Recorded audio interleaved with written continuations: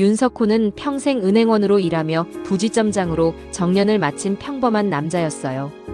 드디어 이제는 아내와 함께 여행도 다니고 손주들을 돌보며 여생을 즐길 수 있으리라 생각하고 있었어요. 그러나 정기검진 받은 지 한 달 뒤 병원에서 들려온 소식은 너무도 냉혹하고 절망적이었어요. 보호자분과 같이 안 오셨습니까? 의사의 의미심장한 말투에 석호는 가슴이 쿵쾅거리고 긴장되었어요. 제가 보호자입니다. 선생님, 검사 결과가 안 좋은가요? 제가 평소에 운동도 열심히 하고 먹는 것도 유독 조심히 하는 편입니다.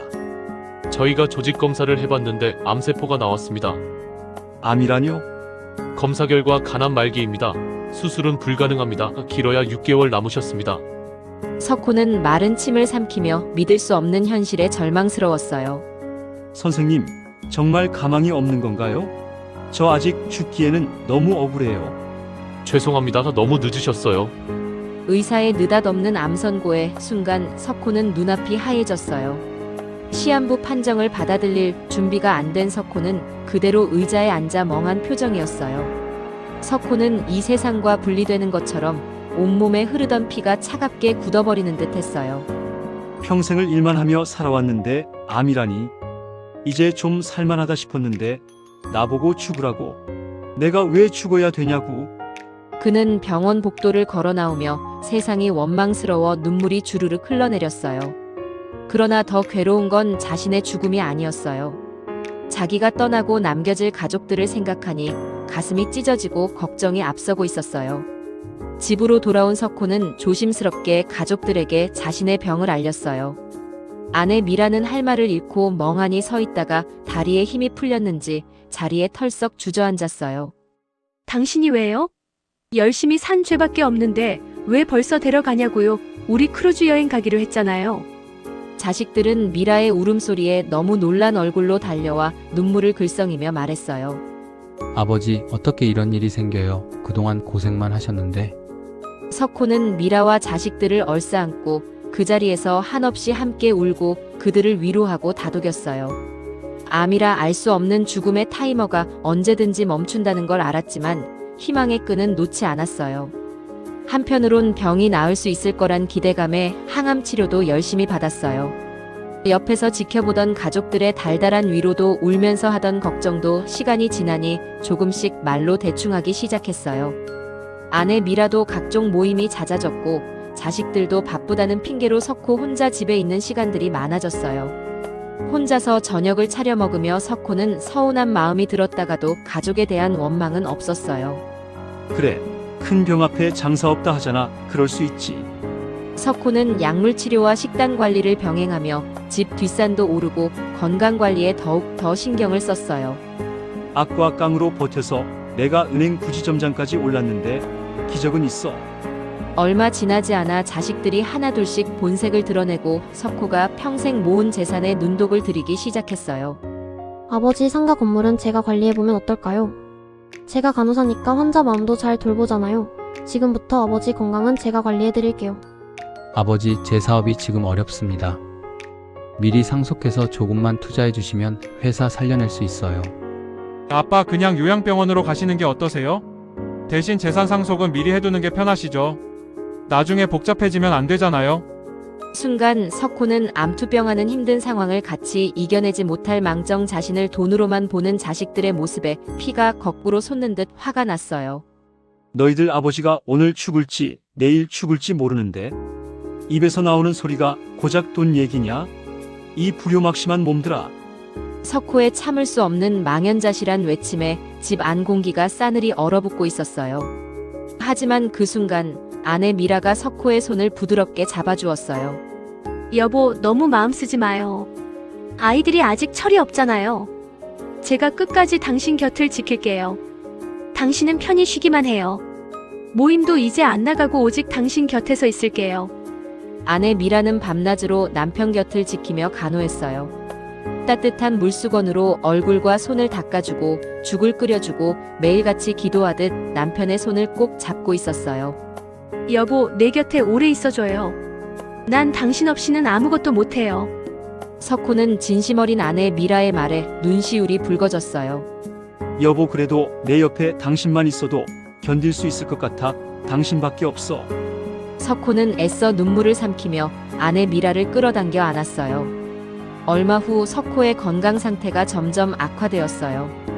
119를 불러 병원에 급하게 입원하고 아내 미라가 그 곁을 지키며 지극정성으로 보살폈어요. 석호가 곤히 잠든 밤, 미라는 몰래 병원 복도를 빠져나가고 있었어요. 미라는 주차장에 세워둔 검정 벤츠 차문을 열고 익숙한 듯 조수석에 스르르 앉았어요.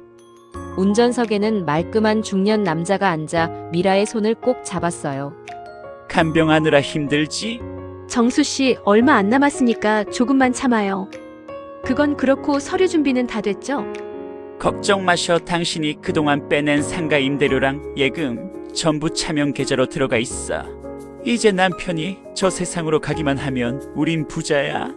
크루즈 여행이나 가자고. 미라는 병실로 돌아와 잠들어 있는 석호를 내려다보았어요. 야릇한 미소를 지으며 중얼거렸어요. 여보, 미안해요. 하지만 난 내 인생을 살아야겠어요. 헌신만으로는 아무것도 남지 않으니까. 미라의 목소리는 차가웠고 인간적인 면모가 없는 야비한 불륜녀였어요. 며칠 뒤 병실에 변호사 한도연이 찾아왔어요.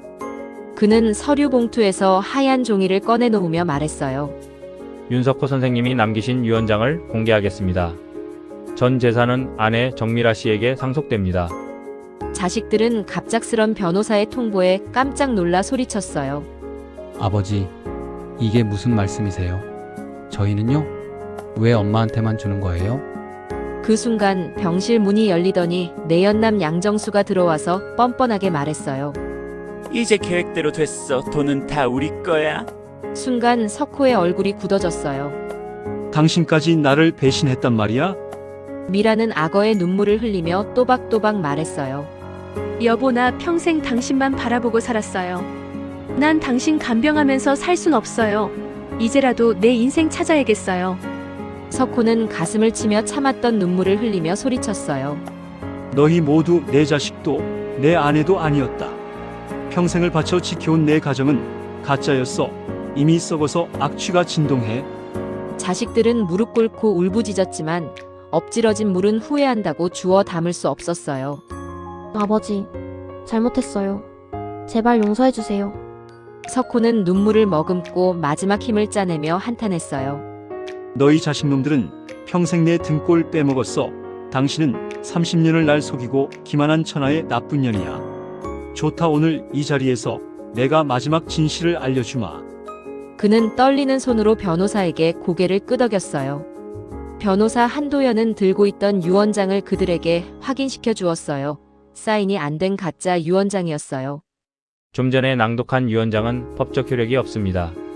지금부터 유언장의 마지막 조항을 낭독합니다. 윤석호 씨의 전 재산은 전부 사회복지재단에 기부됩니다. 아내 정미라 씨 그리고 세 자녀는 단 한 푼도 상속받지 못합니다.